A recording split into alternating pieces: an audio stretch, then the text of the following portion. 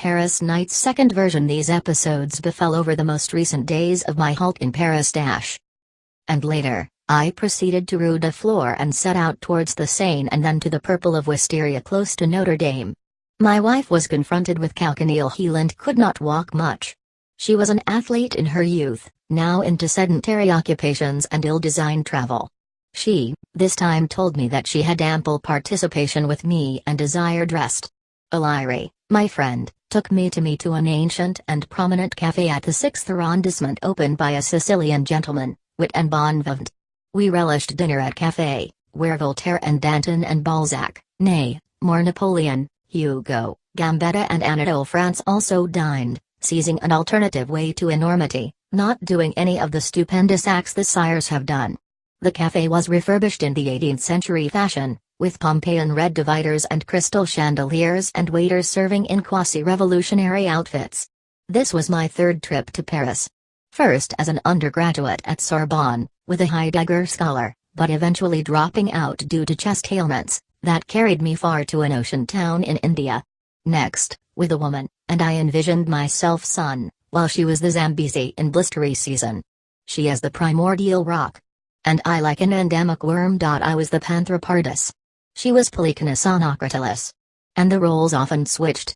My third journey did not take place, as I aspired to get my mama to Paris for sounder treatment when she was diagnosed with the uterine disorder, but as some predicaments meddled, I could not do so and had to get radiotherapy done, at a nearby hospice. She was ridden of terminal malady but later succumbed to asthma, a disease that has chased her for more than a decade. Hilary had known some person in Paris whose mother was a friend of Catherine Mansfield when she stayed here for some other worldly quests. Hilary's friend was into esoteric mysticism, and following manifold phone inquiries, Hilary unveiled to me that she had moved with family some interval ago. It seemed she was into perfume industry in another city in Europe. This is the third journey in Paris. Despite all the engaging shows and rues and promenades and cute stuff, I was not comforted, for my wife belatedly found that she had enough of me, living with a listless husband who did not care her profound reflections, as I have converted into a hindrance than a mate in her life. Will her life, from this point forward, be devoted to some greater pursuances that have a tie with redemption? I was impressed, but did not entirely get a hook on her chain of deliberations that surpassed my understanding and, in extension, two mosquitoes were vying with each other to hit my hands from both sides, and also essentially at no point in life could I disdain my body well enough to hoist the mind to higher musings. She said she is leaving for a monastery in Greece, where she could soon meet another companion who shared her sympathies. There, they will live a cloistered existence, away from the transitory world's whims. However, she said, I could meet her, at times, not frequently of course, not as husband, but as a friend. An interlude. Wife left yesterday. The motel I stayed had some problems with water supply and it would take several hours to free myself from the shower quandary. My friend had the pleasure to get up at 5 and after showers engage in an hour's reverie, which could only be interrupted if there is a catastrophe. This practice made him fairly a master of humor, unlike me who has been a bundle of caprices and incongruities. Hilary included some private research into this Paris trip. Just yesterday came from Flaubert's statue and talked about the mustache. A walk on Flaubert's Boulevard and the Flaubert Gallery at the Hotel Dieu is on the agenda. Yes, to see the bird with green eyes.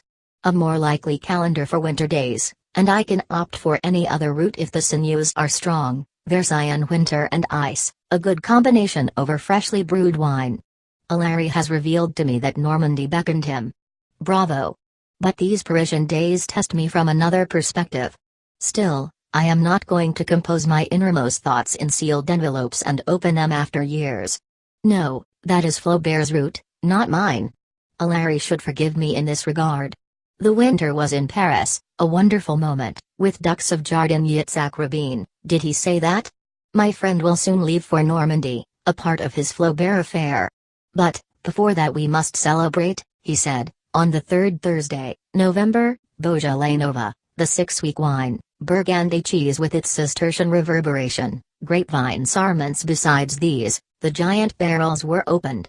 This was his way to calm me down. I had wine. Hilary had saucisson and garlic bread and I ate tartiflette. Man, if he wants to continue, Must modify everything to the current state, because different things will leave, but not the present moment. This was the key I learned from my mentor. My friend returned with a new pair of boots and I was looking for warm gloves. "We have to celebrate winter," he said, and gave me ideas: Christmas lights, a vision of Versailles, frost and fall, the glitter gratings. "You can run truant and be present. Your wife is not here to enjoy your heart's content chestnuts cooked in coal at the corners of the street, and a walk around the Champs-Élysées to watch the fir trees that will stretch you over several boulevards of genteel thoughts. Tomorrow or another day, my friend will go for skating as the stakes and rents are low. But I will not go. Instead, sit in a bistro by a grand avenue and sip coffee, our after hour, and see the city twirling through the windows. Resurrected in my eye, I will remain here for some more days and read this winter's 1001 Tales." And another evening, from the balustrade my room met the feasting halls that were dimly lit, a large portion of the hours of the day, and the entrance had works of art of taste and some semi-human shapes, icons with well-formed arms, and, at the edge a hollow from where a nave was visible and a little group of late worshippers moved out into the twilight ways. A Larry called in his fine husky voice from some place far, and proclaimed that he would reach any time. At the open passage, a man with bristly head and a lady fashionable at most novel trends invaded, and the man hesitated at the ridge and both later joined. He swung his shoulders, the left one marginally twisted and the right, maybe not feigned but his custom or attitude or a certain minor handicap. I entered from the main access and had a nearby peep of the motley masses inside, individuals of all assortments, the most portion of buoyant youth and an incessant chatter. A woman of wide girth with a male figure of gigantic torso and limbs, slightly shocking from my small-town benchmarks. The man, obviously a film running in his cerebral screen, had rapid outbursts of emotion that showed up like lightning on his face. Behind him, a young lady in Victoria's Secret style entered in fresh gaiety, all consummately confident about their masculinity and girlhood. Everything was flawless and articulate in a show that was going to take place this evening. The nave was visible from the windows, and those structures of grey Gothic stones that matched well in the huge canvas of a genius artist with its close bunch of Windsor greens and forest looks. A few separations away from the aisle, a picture shown on the grizzled cobalt walls, a class painting of wild asses some old explorers may find in their trips, creatures of fine Tibetan reed, an odor reminiscent of permeable vinegar in the air, various alcohols, and smoke. Here one, all of a sudden, aches for a new zephyr from the open plains, under a sweltry, familiar sun with my father by the side. In any case, that is not my street this late evening. This evening of knocks and mishaps in Paris. I trusted he would reprove me into the correct space, and I will submit to him in reverence, as I am aware his grand purposes are adequate enough to make up for some of those shallow moves.